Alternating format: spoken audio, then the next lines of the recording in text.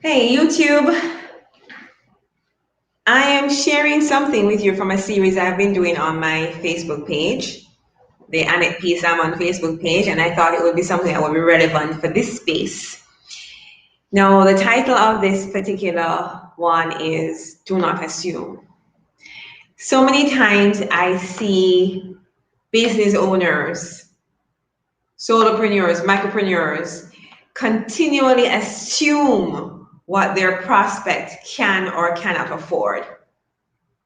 The price point that they can either buy their services or buy their products. And even though those people fall within your niche, even though those customer grouping, you ignore them and you go after other persons who you are assuming can afford your product or your service.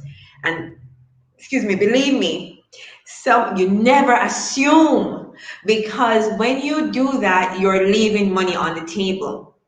Oftentimes it's the people you think that can't afford what it is that you're offering. Those are the people who will sacrifice and get it done faster than those who can willfully just afford it. So I'm going to give you a little story. This happened to me just this week in the trade. So I was involved with one of the activities that I do for my local small business community. And this particular activity is pro bono, it's free. So I have a platform, and on that platform, I create opportunities to showcase the local business owners, what they do, and to get them before a larger audience.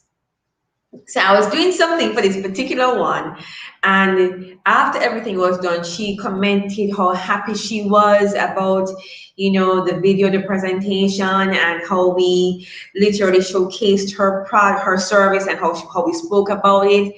And she thought it just gave her business a different level of exposure. And she was just so happy.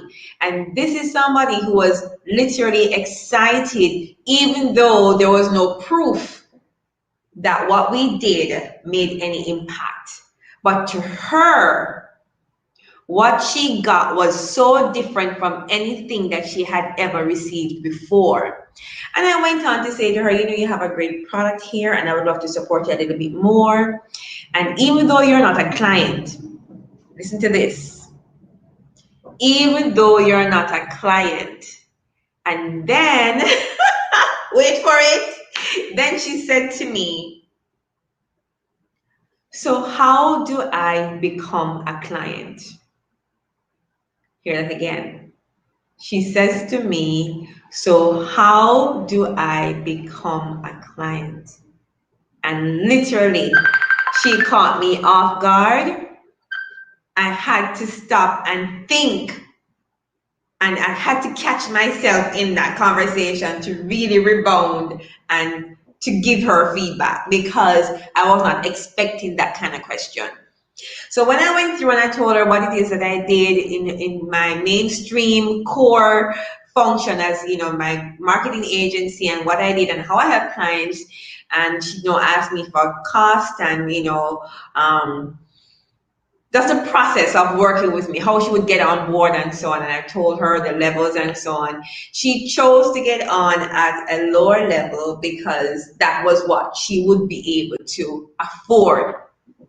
So the thing is that I would never have sold to her, because in my mind, I am helping this particular set, these local micro solopreneurs in my community, to just gain more experience. I mean, they do gain experience, but literally what I do is to help them gain more visibility, to get their brand before more persons, give them the exposure, get more people to tap on their social media pages and so on, just to discover them. And this is what came out of it. I don't normally sell to those persons. And what it showed me is that I myself am leaving money on the table, because even though I say to persons, don't assume, by the fact that I did it that particular way meant, even though I'm saying don't assume, I myself am assuming what these prospects, these persons who fall within my niche, are able to afford or not afford. So I just had to come on and share this with you because I can't be the only one. I'm sure this must be happening to other service providers, marketers, coaches who you really, really want your community to grow, your local community to grow, and therefore you're maybe thinking that what you're doing, the price points may not be for them. You're looking at all these international audience, you're out there running down, people in groups and all over, and you're not even paying attention to the opportunity right before your eyes. So there are people right before your eyes, right in your local community, who are hungry for what you have, who will pay you for what you're offering. But you're out trying to get people from all over the world to buy in, and you're leaving the people who you have access to right here, and they're starving. And I'm going to share another example with you. And this happened to me 2 months ago, because May is going to be his third month with me as a client, right? So this particular person, he is a solopreneur again. He makes very good products, and he attended a few of my events. And this particular event is similar, is to allow business owners within my community, my local community, to have access to the wider public. So he attended 2 of these events in the past, pre-COVID, right? And he approached me, that he would love to do some work with me. And what would that look like? And again, I made the assumption that he could not afford my price points. So what I did was I said to him, okay, this is what it's going to be. And I gave him a figure, but this is not what I normally charge. It's really like a percentage of what I normally charge. Still not even saying to him how much the real rate was. Even to this day, I have not said to him what the real rate is. And I said to him, give me X per month. For 3 months, we'll work together. And then after the 3 months, we'll revisit it to see, if it is that you'd want to continue and if we can get closer to what that real rate is. And then he thought about it and he said, no, man, I can pay you. Let me pay you this amount. And literally, he paid me double what I was asking. So the money I assumed he couldn't pay, he paid me double what I actually asked him for. And that was like 1/10 of my regular fees. So when he paid me double, what his charge is ended up being 1/5 of what I normally pay, what I normally charge. And that again is me assuming that these small producers, these micro businesses, these solopreneurs are not able to afford the real investment, the real cost, the real pricing of my services. So because that has happened to me like 2 times over the past 2 months, I just wanted to jump in here and just encourage some of my fellow service providers who may be going through this as well, not necessarily charging what your real rate is to certain persons within your ideal niche. So in other words, you're picking and choosing who to tell the real price to. My thing is just let everybody know what that real cost is, let them know what real investment is.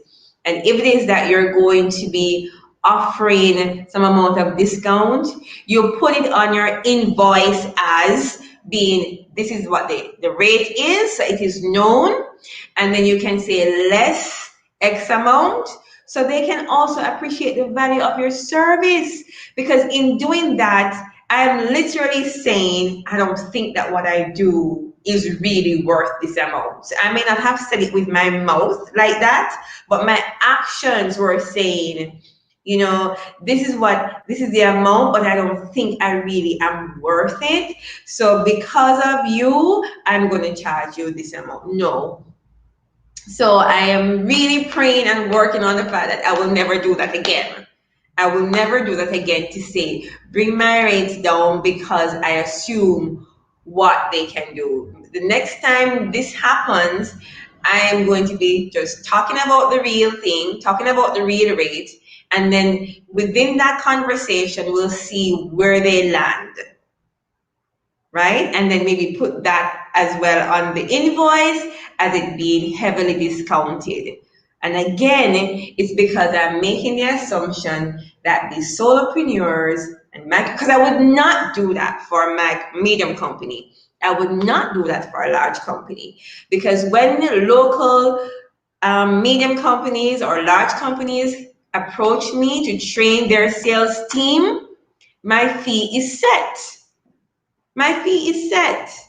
You know, if you want me to train your corporate team, it is set and there's no discount.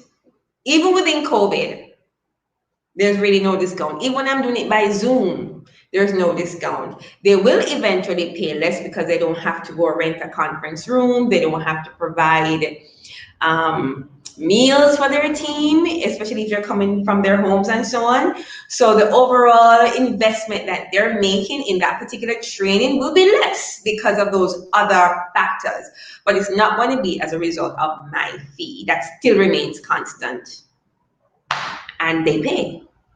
You know, so why do I assume that a smaller business owner, company, micro, solopreneur can't do the same thing? So I guess I have some work to do in that area. But that is what I wanted to share, YouTube. I wanted to share that with you, that listen, do not go assuming what your prospects can and cannot pay, because when you start charging way below what it is that your normal rates are, it's going to be so hard to get back to that real rate, because they're always going to be looking at it as if you're increasing your rate each time you have to do something for them, you know. So just keep it real. All right, I hope that helps somebody. If it does, please do leave me a comment and let me know if it resonates with you, if there's something that you do from time to time, or even just suggest some ways in which persons can, you know, start. So Landon Price says, great topic. Thank you so much. It happens so often, and I'm really praying that I'm not the only service provider that thinks too much about the pocket of prospects, but that there are other persons who are literally working through that challenge as well. So thank you so much, Landon. And for those who are watching on the replay, just let me know some of the things that you do so as not to think so much about your prospects, especially in this COVID time. You know, because as an empath, I think too much with my feelings, and I get caught up in my feelings, and therefore I don't think about the financial side a lot. Okay, so thank you so much, guys. Let me know what you think. Bye.